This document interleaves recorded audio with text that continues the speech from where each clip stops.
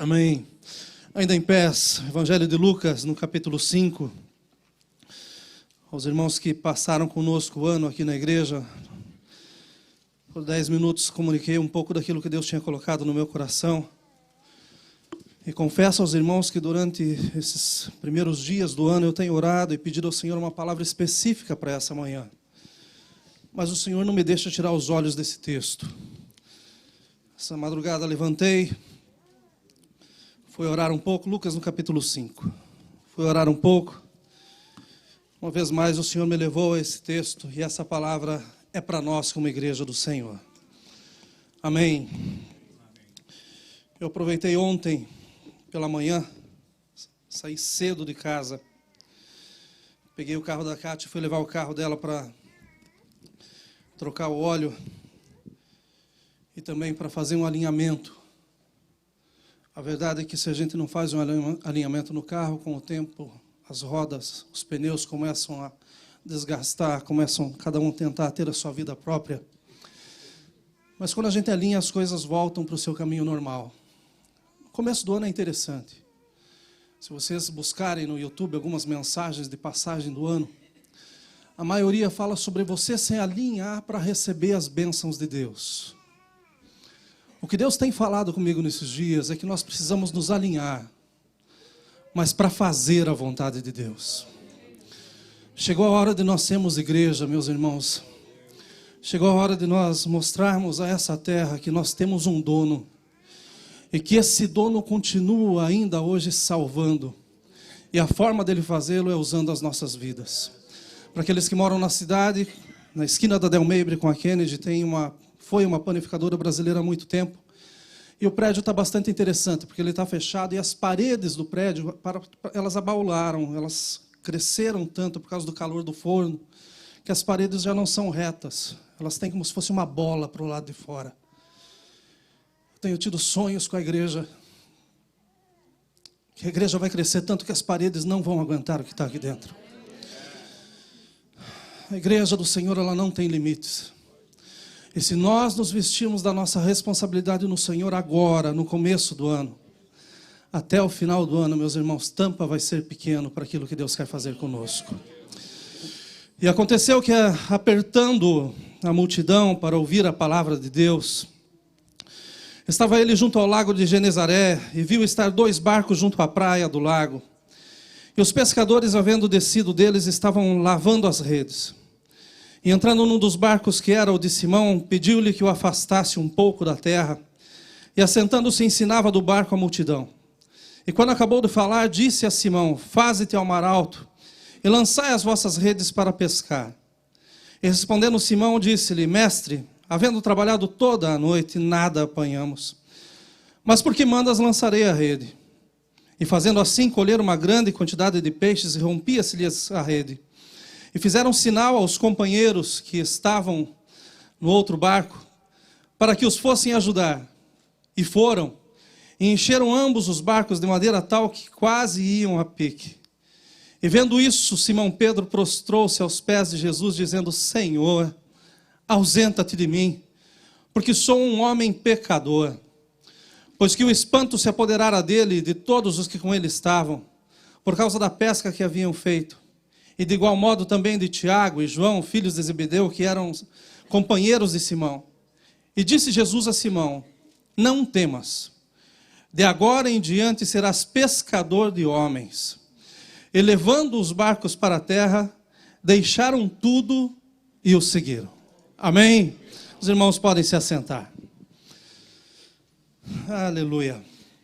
As recentes festas e celebrações de Natal e final de ano, elas encheram as redes sociais com as suas muitas manifestações, com surpresas, de desejados encontros e sonhados reencontros. Todos os dias está entrando um vídeo novo, uma postagem nova, do que aconteceu nesses últimos dias do ano nas casas de muitas pessoas. Me chamou a atenção algumas dessas manifestações. Nós temos atualmente 1.300.000 homens, um pouco mais, que são militares ativos aqui nos Estados Unidos.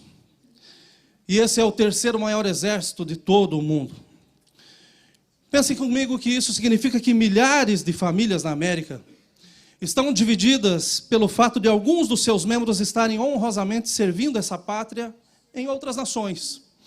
São milhares de pessoas, milhares de famílias que não puderam se reunir como nós nos reunimos com os nossos ao redor da mesa.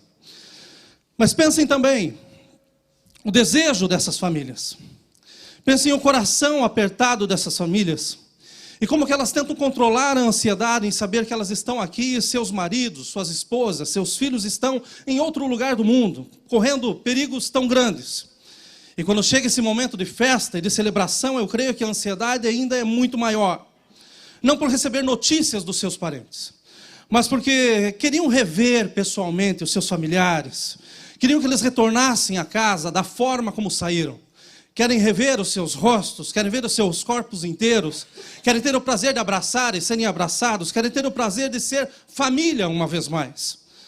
Infelizmente, nem todos podem retornar à casa, mas muitos desses militares que estão em tantos lugares recebem um presente, recebem uma ordem superior para que eles possam retornar e passar um tempo com as suas famílias. Eu vi alguns vídeos essa semana que me chamaram muita atenção. De pais que chegaram e se vestiram de Papai Noel e se apresentaram na sua casa para os seus filhos, entregando presentes. E quando os filhos reconheceram que o Papai Noel, na verdade, não era o Papai Noel, mas era o seu Papai do céu. Gente, foi cada festa, foi cada sorriso, cada beijo, tanta lágrima. Os filhos vendo os pais inteiros dentro de casa. Pense na celebração, na hora da festa, alimentação, todos juntos. A família uma vez mais reunida. Eu vi uma mulher que recebe uma caixa tão grande que chegou pela UPS. E quando ela vai abrir essa caixa, sem saber o que tinha dentro, sai de dentro o seu marido. E quando ela olha o seu marido saindo da caixa, o seu coração quase pula pela boca. Porque ela não tinha certeza se uma vez mais ela o veria. Pensem que são milhares de famílias que estão dessa forma. Mas são poucas as famílias que recebem o privilégio de ter essas pessoas retornando para o seu convívio, principalmente nessas datas que são tão especiais. Eu penso, como que essas pessoas não devem divulgar isso? Como que essas pessoas não devem colocar nas redes sociais e em tantos lugares esses momentos de alegria, esses momentos de presente que literalmente ganharam? Como que elas podem guardar essas fotos para si mesmas? Como não tornar conhecido ao mundo que a sua casa foi escolhida? Pensem que são milhares de casas, mas de repente foi uma que foi escolhida. Ela se sentiu a privilegiada nessas festas. Como não deixar, como não divulgar isso? Ou ainda, como não dizer ao mundo que você foi o escolhido? Que no meio de tantos foi a tua casa. Olharam para a tua casa e disseram, olha, o Natal na sua casa vai ser diferente. O Ano Novo na sua casa vai ser com boas novas. A sua família estará uma vez mais reunida. E a verdade é que esses homens voltam para a sua casa, essas mulheres voltam para a sua casa. Não por mérito ou por esforço, mas elas voltam para a sua casa por uma decisão superior. Alguém que está num comando mais alto sentiu, ou melhor, decidiu que essas pessoas poderiam retornar e passar esse período, tirar esse tempo com as suas famílias. A questão maior em tudo isso é que o exército dessa nação, como o de muitas nações, é composto por pessoas que são voluntárias. Ninguém é obrigado a servir. Ninguém é obrigado a entrar na força militar e dizer, agora você é um soldado. Aqui nos Estados Unidos, todos os anos, 4 milhões de jovens atingem a idade que podem dizer se querem ou não ir para o serviço militar. Pensem comigo que deve ser uma honra aos pais saberem que os filhos querem uma profissão, um lugar tão nobre. Sem dúvida, com muitos perigos, mas sem dúvida também um lugar de posição, uma posição cheia de honra. A Bíblia, meus irmãos, ela nos mostra em inúmeras passagens homens e mulheres que voluntariamente se renderam a uma causa maior do que as suas próprias vidas. Nós vemos a rainha Esther, voluntariamente, correndo o risco da vida, rendeu-se às instruções de Mardoqueu para salvar o seu povo. Ela disse, olha, maior do que a minha vida é aquilo que Deus tem para fazer com o seu povo. Pensem em Moisés, que estava pastoreando sozinho as ovelhas do seu sogro, mas voluntariamente ele torna-se líder de uma grande nação e caminha com eles por 40 anos no meio do deserto. Pensem em Isaías, um homem que vivia no meio do seu povo, mas é chamado por Deus para ser um profeta da nação. E ele diz, olha, eu vivo no meio de um povo de impuros lábios, ou seja, eu também estou no meio deles. Mas Deus, de uma forma maravilhosa, toca os seus lábios e faz com que seu chamado seja um chamado tão grande que 700 anos antes de Jesus vir, ele já estava falando, vem um que vai mudar a vida de muitos. Aleluia! Pensem em Abraão, voluntariamente o pai de uma grande nação. A única coisa que eles precisavam, meus irmãos, para mudar a história das suas vidas, para fazer com que tudo fosse diferente, era simplesmente ter dito não. Deus estava chamando, mas eles tinham o livre-arbítrio para dizer, eu não quero, eu não vou fazer. Eles tinham condições totais para dizer, olha, a oportunidade apresentada é muito boa, mas eu vou deixar essa oportunidade de lado, e eu vou continuar seguindo a minha vida da forma como eu bem penso. No texto lido, nós encontramos um homem lutando pela vida. E é maravilhoso, meus irmãos, fazer parte da comunidade brasileira. Porque em todos os lugares que nós vamos, quando falam que a gente fala que é brasileiro, em primeiro lugar, eles dizem que nós não andamos sozinhos, nós só andamos em bando. E isso é maravilhoso. Em segundo lugar, falam da nossa alegria. Mas em terceiro lugar, falam do nosso trabalho. Dizem que o povo brasileiro é um povo trabalhador. E glória a Deus, que cada um de nós que estamos aqui temos sim suado, e com o suor do nosso rosto nós ganhamos o pão de cada dia. Mas com a bênção do Senhor esse pão é multiplicado e nada tem nos faltado. Aleluia! Pensem que o campo de batalha de Pedro era o mar. Os seus aliados eram seus familiares, que apesar de nem todos estarem no barco, mas estavam na sua casa esperando para que Pedro retornasse. Os seus inimigos eram muitos. O mau tempo, a canseira, a chuva, a ausência de peixes. Porém, o que movia sem dúvida nenhuma eram as demandas da vida. Ele precisava sustentar a sua família. Ele tinha que administrar os seus gastos. Ele precisava pagar os seus fornecedores. Ele tinha luxos também e tinha gostos. Sem dúvida nenhuma, necessidades e dificuldades se apresentavam à vida de Pedro e por isso ele tinha que trabalhar. Essas necessidades, essas dificuldades, elas chegam e elas nunca pedem licença. Pelo menos na minha casa não, quando eu vejo já estão ali dentro. Mas é interessante que quando as dificuldades, as necessidades chegam, o meu Deus já estava lá. Da mesma forma que Ele está na sua casa e na sua vida e tem lhe dado vitória até aqui, e por isso nós devemos celebrar o nome do Senhor Jesus Cristo. A resposta de Pedro para as pressões da vida está resumida em uma palavra: trabalho. O trabalho resolve todas as coisas. Noites longas e prolongadas, iluminadas pelo reflexo da lua, nas águas escuras do lago de Genezaré, acompanhadas de um amanhecer exaustivo com mais trabalho. Não era só à noite, como muitos gostam de pescar aqui, mas ele estava fazendo isso porque sua vida dependia disso. Mas de manhã também, quando chegava, ele tinha que continuar trabalhando, tinha que limpar as redes, tinha que limpar o barco, tinha que se preparar para voltar para o mar à noite. Enfim, a sua vida, a sua jornada de trabalho era exaustiva e não terminava, não parava de forma alguma.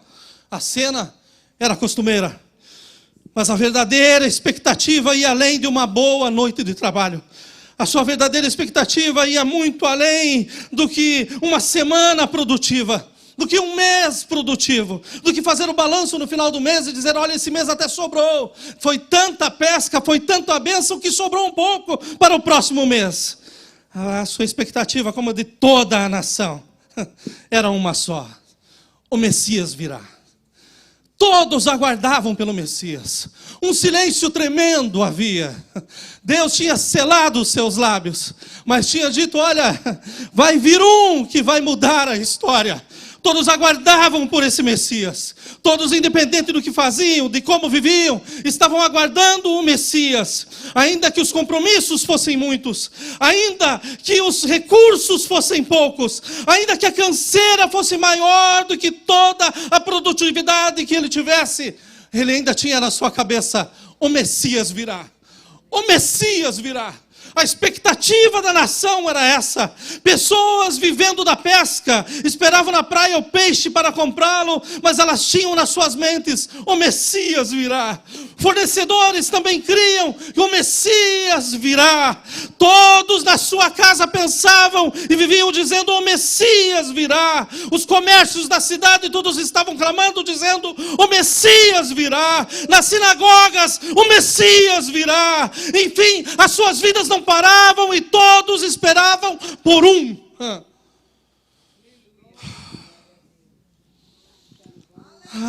O que eu mais amo em Deus é que mesmo quando as nossas vidas não param, Ele sempre acha tempo para parar.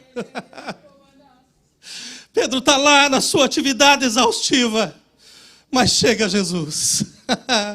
Um pescador quase falido e um carpinteiro aposentado, dizendo: o que eu tenho para fazer é maior do que ganhar o pão de cada dia. O que eu tenho para fazer é mostrar que o meu reino não é daqui. O que eu tenho para fazer é mostrar que chegaram boas novas. As boas novas são estas: a salvação. Aleluia, aleluia. E da mesma forma que o Messias parou para falar com Pedro, Ele parou aqui hoje, Ele está entre nós. Aleluia, aleluia. Esse encontro fantástico, meus irmãos, entre esse pescador quase falido e um carpinteiro, nos mostra que em meio às nossas agitadas vidas, que por muitas vezes mais parecem com um inferno do que com o céu, nos mostra que o céu está aberto e disponível, porque Jesus continua vivo. Aleluia! Ele continua vivo. Os pensamentos de Pedro naquela manhã deveriam ser devastadores. Você já passou por isso? De trabalhar, fazer conta, e ver que o trabalho não chegou. E de você ter que se preparar para o próximo dia, sabendo que do próximo dia também, por mais que você trabalhe o dia inteiro, talvez não chegue o suficiente. Você já passou por situações em que você pensa: olha, isso nunca vai acabar, é um ciclo vicioso, tudo que entra sai, nada para na minha mão. Pensem como que estava a mente desse homem, porque passou uma noite inteira pescando e não pegou nada. E agora está lá terminando o seu trabalho, arrumando as coisas, talvez com a pressão dos seus cobradores da própria praia. Mas ele está lá se preparando, dizendo assim: a minha esperança não morreu. Eu vou deixar tudo pronto, porque à noite eu saio de novo para pescar. Mas no meio dessa cabeça tão devastadora, desses pensamentos tão profundos, ele começa a escutar uma voz doce e suave do seu lado. Alguém que se assenta no seu barco e não precisa alçar a sua voz, não precisa gritar, porque as suas palavras têm poder, as suas palavras penetram e fazem a vontade de Deus ser completamente cumprida. E está ali do seu lado um pescador pensando: o que vai ser de mim? Mas está ali o Jesus falando: o que será de todos? Está ali o Jesus falando: tem coisas novas e elas começam hoje. Está lá Pedro devastado, sem esperança, praticamente naquilo que deixou na praia. Mas está lá Jesus com ele dentro do barco, dizendo: eu sou a esperança. Essa mente devastada por pensamentos. Mas eu vejo o poder das palavras de Jesus para desfazer qualquer pensamento, para derrubar qualquer tipo de pensamento, para fazer com que haja uma luz no fundo do túnel e que ainda por cima Ele entra junto com a gente nesse túnel. Sem dúvida as palavras de Jesus foram esperançosas. Pedro, vamos mais profundo, Pedro. Vamos mais profundo. O que faria você? Exausto por uma noite de trabalho, sem esperança no trabalho, sem esperança em nada. Mas agora vem o desconhecido que está dentro do teu barco, que disse palavras talvez maravilhosas, e diz: vamos mais profundo. Você joga ele para o fundo do mar, ou você se arrisca a ir mais profundo? Ele é fantástico, meus irmãos, Porque Jesus não mandou Pedro ir para o fundo. Ele foi junto. Vamos mais para o fundo, Pedro. E pela sua palavra, pescaram tantos peixes que o barco quase afundou. Que pesca maravilhosa. Mas o nosso foco está completamente errado. Porque Jesus não estava ali para ter uma história de pescador para contar depois. E dizendo assim, enquanto uns voltaram sem nada, no meu barco vieram quase 300 peixes. Jesus estava ali porque tinha uma alma que precisava de salvação. Tinha um Pedro que precisava de Jesus. Para mim, o grande milagre aconteceu após a pescaria. Pedro que reconheceu que naquele dia o Messias havia vindo. Enquanto todos esperavam por um, Pedro estava no meio do mar com ele. E sem dúvida o temor o tomou. O tomou porque todos esperavam. Milhares de pessoas esperando. Mas chegou Jesus para ele. Hoje é Santa Ceia, meus irmãos. E nós estamos aqui para celebrar não um milagre que Jesus fez na casa do nosso irmão, na casa dos nossos parentes, mas nós estamos aqui para celebrar o que Ele fez por nós. Porque enquanto tem milhões que clamam e não sabem o que clamam, nós o conhecemos como Senhor e Salvador das nossas vidas. Aleluia. Aleluia. Aleluia. Enquanto tem tantos correndo e buscando um Messias, nós estamos aqui para celebrar com Ele, porque Ele está vivo. Aleluia. Entre milhares esperando, chegou Jesus para Pedro. O mundo no campo de batalha, chamada vida, era igual para todos. Mas Deus, o soberano Deus, o todo-poderoso Deus, o provedor Deus, o restaurador Deus, o amado Deus, na eternidade havia dado uma ordem de comando baseada no seu infinito amor para Jesus. Todos esperam por um, e esse um é o melhor de todos, porque ele é o meu filho. E Ele tem poder para salvar toda a humanidade. Aleluia. Aleluia.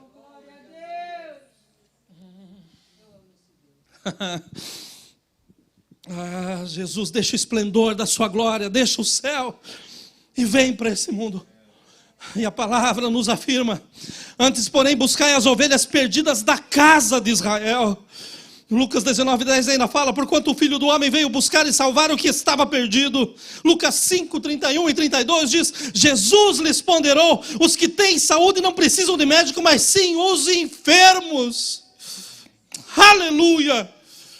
Eu entendo com isso que Jesus tem algo novo para fazer, sim, com o mundo, mas que Ele começa aqui no nosso meio. Ele começa aqui nos tratando, nos curando, para quê? Para que em seu nome o mundo saiba que nós tenhamos vida e vida em abundância. Jesus não veio para saldar as dívidas de um pescador, mas sim para mudar a vida de um pecador. E se você, como eu, foi salvo por Ele, hoje é dia para nós darmos glória! Glória! Glória ao seu nome! Aleluia. A afirmação de Jesus a Pedro: serás pescador de homens.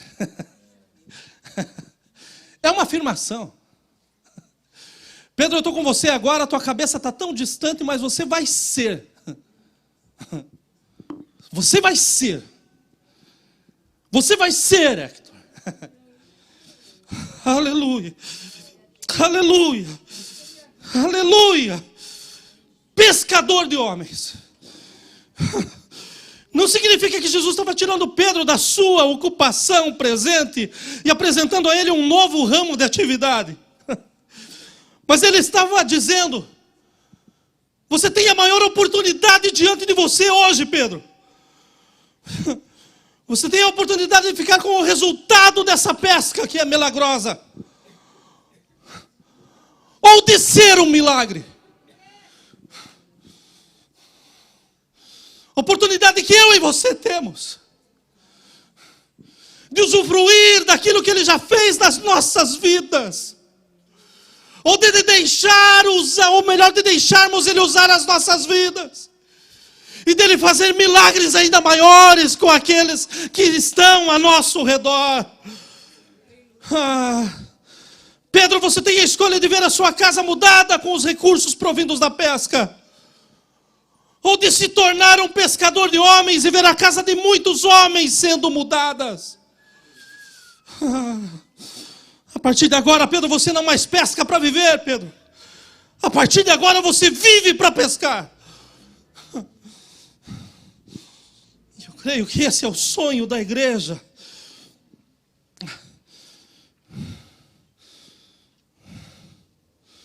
Em que homens e mulheres entendam que nós somos chamados para pescar. E para pescar homens e mulheres. Jesus dizendo a Pedro: não me manifestei a você, Pedro, para que nós tivéssemos um momento de alegria. Para que nós tivéssemos bons motivos para tirarmos fotos. Que nós dessemos motivos de sermos citados nas conversas paralelas. Nas redes sociais. Eu me manifestei a você, Pedro, porque Deus tem um plano maior para a sua vida. Me manifestei a você porque mesmo com toda a sua experiência, você é um bom pescador, Pedro. Mas a sua visão é muito pequena, porque ela só te permite ver a superfície. E eu, Pedro, eu quero te levar às profundezas. Eu quero me revelar não como fonte de milagres, mas eu quero me revelar para você, Pedro, como fonte de vida. Vocês aceitam esse milagre? De Jesus se revelar a nós nesse ano como fonte de vida. Aleluia, aleluia. De nós vermos pessoas sendo convertidas, convencidas pelo Espírito Santo diante dos nossos olhos. De nós vermos os fardos sendo tirados dos ombros, a carga até mesmo dos rostos, seus semblantes sendo transformados pelo poder da palavra, pelo poder restaurador do nosso Senhor Jesus Cristo. Então o convite do Senhor é esse, que nós não devemos simplesmente nos alegrar e ficar com a fonte de milagres, mas nós devemos mergulhar na fonte de vida que tem nome, e o seu nome é Jesus. A oportunidade está sendo lançada, Pedro. Agora você decide. E levando os barcos para a terra, deixaram tudo e os seguiram. Aleluia. Irrecusável o convite do Senhor Jesus. Instantaneamente Pedro assenta em seu coração que não há nada melhor, nada mais importante do que seguir e servir a Jesus Cristo. Nós celebramos hoje a Santa Ceia do Senhor. Nós trazemos à memória a sua vida e nós a celebramos em nós. Mas como sabemos se estamos vivos? Respirando é muito pouco. O próprio Senhor Jesus uma vez passa na frente de uma figueira. Ele amaldiçoa essa figueira porque nela não tem frutos. Vamos dar uma olhada para o nosso coração antes da gente participar da ceia. Como estão os nossos frutos? Porque nós não fomos chamados para ser a igreja da internet. Nós não fomos chamados para ser a igreja de Tampa, a igreja da América. Nós não fomos chamados para ficar trazendo entretenimento para vocês todos os domingos de forma alguma. Nós somos chamados para pregar a palavra do nosso Senhor Jesus Cristo.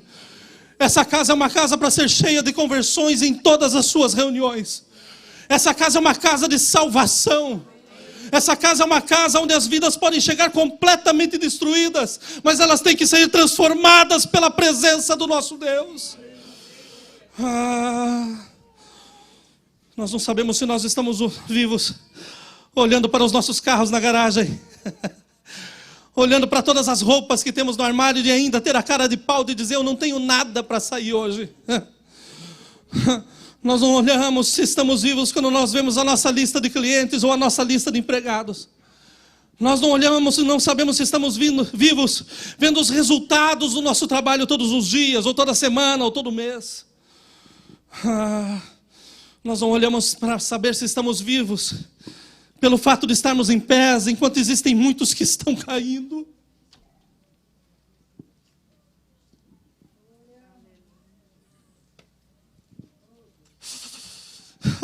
Nós não sabemos se estamos vivos porque somos honestos, e se estamos sendo honestos, se somos honrados, se somos amistosos, se somos pontuais. Não!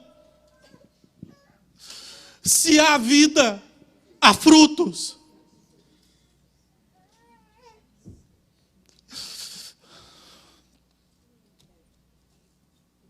E diretamente, se não há frutos, não há vida.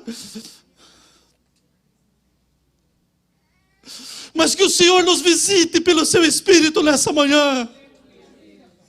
E que Ele faça ventres estéreis começar a dar filhos para o seu reino, para a glória do seu santo nome. Irmão, salvação não é resultado de obras, mas obras são o resultado da salvação. Se nós somos salvos, se nós proclamamos que somos salvos, então já passou da hora de nós pregarmos as boas novas, de nós falarmos do melhor que nós temos. E o melhor que nós temos não é o nosso casamento, não é a nossa conta no banco, não é a nossa casa. O melhor que nós temos é Jesus, fonte de vida eterna. Nós estamos começando mais um ano pela misericórdia do Senhor. Eu vou ter que tirar o paletó.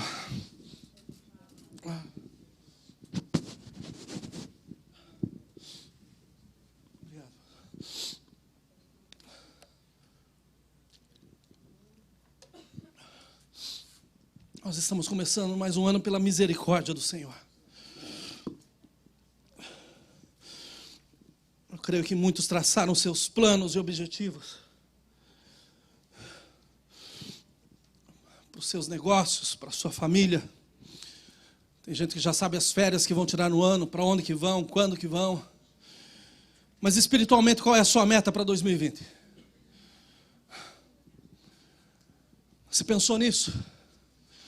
Ou você vai passar mais um ano dizendo que você quer ser batizado com o Espírito Santo? Quando que você vai começar a orar para ser batizado pelo Espírito Santo? Você vai continuar dizendo que você quer os dons, quer ver uma igreja completa, mas você mesmo não busca esses dons. Quais foram os planos espirituais que você tratou para a sua vida? O que você colocou diante do teu Senhor? O meu plano foi um só. Me leva a águas mais profundas, Senhor. Porque tem lugares que não tem ninguém nadando, eu quero nadar com o Senhor. Me faz ver coisas novas, Senhor, que estão só em Ti, Senhor. Mas que esse ano seja um ano de revelação, que seja um ano de inspiração. E que seja um ano que a Tua casa se renove a cada segundo. Pedro tem fases bem definidas em suas vidas, em sua vida. É o homem que luta pela sua vida. Ele é também um homem que aceitou andar no desconhecido. O homem que fala sem pensar. O homem que age precipitadamente. Como eu e você, o homem que peca. Mas para mim a melhor fase de todas é essa. O homem que se arrepende. Eu estou esperando o Messias, mas quando o Messias chega, ele se arrebenta e se humilha. Senhor, longe de mim, porque eu sou pecador. A Tua presença é demasiadamente grande para mim, Senhor.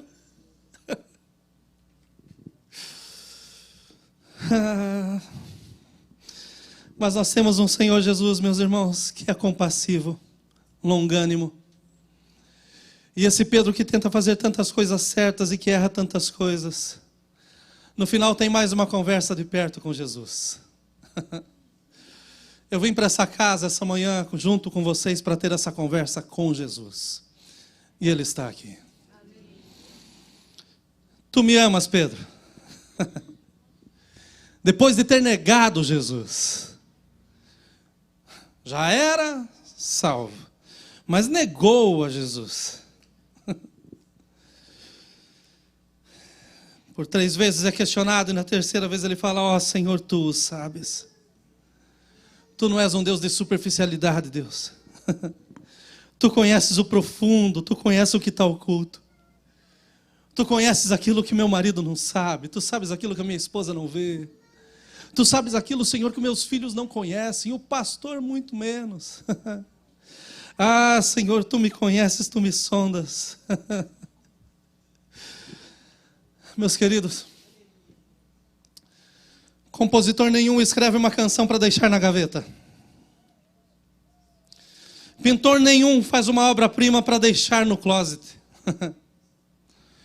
Escultor nenhum faz sua maior obra de arte para deixar na prateleira da cozinha. De uma forma ainda mais elevada, o nosso Deus, que já começou a boa obra, mas que está aperfeiçoando a cada dia, a cada segundo.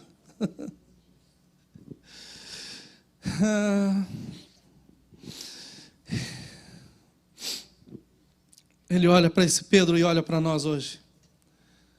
Ele diz assim: Pedro, apacenta as minhas ovelhinhas. Você não tem desculpa nenhuma mais, Pedro. Porque agora você vai ser o pescador de homens que eu te falei. Se você quiser levar Deus a sério esse ano como eu quero, hoje é um dia para nós dizermos a mesma coisa que Pedro disse: Senhor, tu o sabes. E a resposta dele vai ser a mesma. Tem muitas ovelhinhas para serem apacentadas. Tem muitas vidas para serem alcançadas. E Ele quer usar a sua vida. Um pescador falido, e aqui eu termino, transformado em um grande pescador de homens. Para nós vermos a formatura de Pedro, vamos nos lembrar um pouquinho do dia de Pentecostes. Porque era um homem que mal sabia falar, mas cerca de 3.000 pessoas se converteram após a sua ministração. Vocês já imaginaram o que o poder de Deus pode fazer através da sua vida? Quando você reconhecer que é só Ele. Que Ele não precisa e nem depende de você, mas Ele quer usar você. E quando você permitir com que isso aconteça, eu tenho certeza absoluta que muitos ainda se achegarão aos pés do nosso Senhor Jesus Cristo. Durante os primeiros anos, Pedro foi o líder da igreja em Jerusalém. Foi ele quem expôs a necessidade de outro homem para o lugar deixado por Judas. Muitos milagres aconteceram durante o seu ministério, a ponto de que doentes eram colocados nas calçadas, para que quando Pedro passasse, a sua sombra os tocasse, os cobrisse, e eles fossem sarados. Eu sei que nós cremos na Bíblia, meus irmãos, mas eu tenho clamado nesses dias, porque eu quero ver esses sinais acontecendo novamente. Eu quero ver vidas sendo restauradas pelo nosso Senhor Jesus. E para isso acontecer, Ele vai usar a minha vida e a sua vida. Pedro ainda, em uma ocasião, chega e fala: olha, eu não tenho prata, eu não tenho ouro. Os últimos recursos que eu tive foi quando eu fiz uma pesca tão grande, mas até aquilo lá ficou na praia. Mas deixa eu falar para vocês o que eu tenho. O que eu tenho, isso eu te dou. Em nome de Jesus, te levanta e anda. Vale a pena nós decretarmos a nossa falência como homens, meus irmãos, mas aceitarmos a soberania de Deus através de Jesus Cristo em nossas vidas, porque nada é impossível para aquele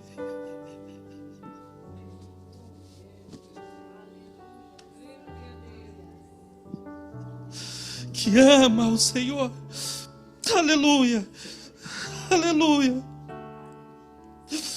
Pedro não era uma pessoa de multidões, mas ele também falava com um. E nós temos pessoas que pensam: olha, Deus quer me usar em coisas grandes. Meus irmãos, uma alma vale mais do que o mundo inteiro. Talvez Deus tenha te chamado para você ganhar uma alma, uma só, mas Ele tem galardão para você. Não, pastor, quando eu estiver em determinado lugar, quando eu estiver com todo o meu dinheiro, quando comprar o meu caminhão, quando eu fizer isso, pastor, daí eu vou fazer. Meus irmãos, nós não sabemos se nós vamos sair vivos dessa igreja hoje. Agora é tempo de fazermos a vontade do Senhor, é hoje, é agora.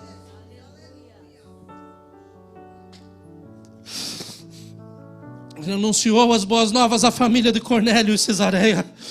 Aleluia. Aleluia, aleluia.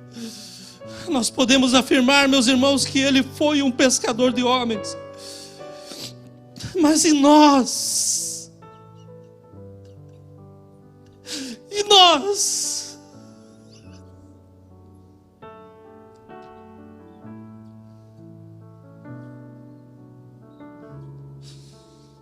E nós? Deus tem aparecido, meu querido, em sua vida a ponto de mudá-la completamente. Ou você está desejoso que isso aconteça? Independente da sua resposta, a afirmação dele hoje é esta: me siga e serás um pescador de homens. Para terminarmos,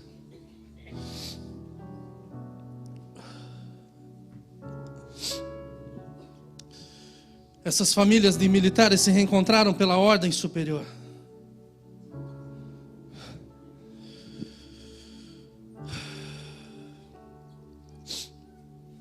Mas também houve uma decisão individual. Porque o exército pode dizer: você pode ir ver sua família, você pode dizer sim ou não. Talvez você possa pensar: não, é melhor com que eu fique aqui no campo de batalha. O militar, ele pode escolher em voltar ou permanecer no campo. Mas deixa eu te convidar para nós terminarmos. Vamos voltar comigo aqui nas margens do lago de Genezaré. Pense na oportunidade que Pedro estava recebendo. Mudar completamente sua vida. Muitos aqui estão clamando por mudança. Muitos passaram um ano dizendo: Deus, me dá um ano diferente. Que não seja igual ao ano passado, que foi igual ao ano retrasado, que foi igual ao ano retrasado. Muda. Pedro poderia ter saído daquela praia com todos os recursos possíveis, porém sem mudança de vida. Seu ciclo seria continuar a pescar, vender, pagar e viver. Mas ele decidiu que andar com Jesus é a melhor escolha. Como que você vai sair dessa casa essa manhã? Com o seu próprio ciclo de vida? Ou dizendo: Senhor, eis-me aqui, usa-me a mim. Vencer os medos que você tem de falar do nome de Jesus e do amor de Jesus. Essa vai fazer toda a diferença na sua vida para esse ano. Eu prego essa manhã e me incluo nessa mensagem porque nós estamos como Pedro, ocupadíssimos com a vida, preocupados com a superfície, enquanto Deus já começou a nos levar a águas mais profundas. Eu prego aos Pedros aqui que de pescadores de homens se tornaram mantenedores de aquário. Pensaram que fracassaram. Eu tentei um dia e não deu certo. Queridos, nós não convencemos ninguém do pecado. Nós falamos de Jesus. Quem convence é o Espírito Santo. Então não precisa ter medo nem vergonha. Todo tempo e toda hora, fale do nosso Jesus. Essa semana eu recebi uma mensagem. É uma pessoa que está precisando de limpeza na sua casa e foi indicada por um cliente nosso. E essa pessoa me passa a mensagem e ela coloca assim: a minha casa está à venda, eu quero que ela esteja limpa até eu vender. Você pode me ajudar? Eu falei: posso de duas formas. Eu vou ver a sua casa para limpar e eu vou orar para você vender a sua casa. Aí a mensagem mudou. Por que você vai orar? Eu falei: porque eu acredito que Deus tem poder para trazer o vendedor certo antes de que você anuncie a sua casa. Você pode orar comigo quando você vier ver a minha casa? Eu falei: sem dúvida nenhuma, vai ser um prazer. Meus irmãos, o melhor que nós temos não deve ficar guardado. Se Ele der a casa para limpar, amém. Se não der, amém também. Não tem faltado nada até hoje, não vai faltar amanhã, porque Ele é suficiente. Pessoas que tentaram e não tiveram resultados, então é mais fácil ficar com os que estão dentro. Pedro falhou ao tentar andar sobre as águas, meus queridos. Principalmente disse que iria com Jesus até o fim e não foi. Ele tinha preconceitos. Usou da língua e da espada na hora errada. Ele negou a Jesus. Porém, Jesus veio para os enfermos e não para os sãos. Eu não sei quantas vezes você tentou ser pescador de homens. Eu não sei como você tentou fazê-lo. Mas eu sei que Deus hoje te diz: não temas. De agora em diante serás pescador de homens. Eu rebusquei na minha mente rapidamente essa madrugada os lugares que a igreja chegou esse ano. Como igreja nós chegamos na África, Bangladesh, Brasil, Cuba, Haiti, México, Paraguai, República Dominicana, Turquia. Muitas vidas foram alcançadas. Mas 2020, nós vamos varrer tampa para a glória do Senhor Jesus Cristo. Essa casa é casa de salvação. Você está disposto a ser pescador de homens?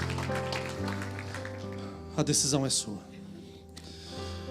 Senhor, muito obrigado. Muito mais do que buscarmos palavras, Senhor, de autoajuda,